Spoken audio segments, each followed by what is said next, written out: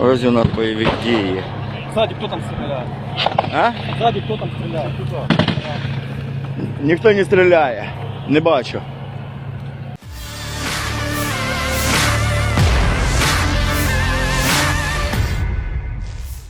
Sejumlah kendaraan lapis baja dan pasukan Ukraina terekam sedang menyerang ke arah militer Rusia.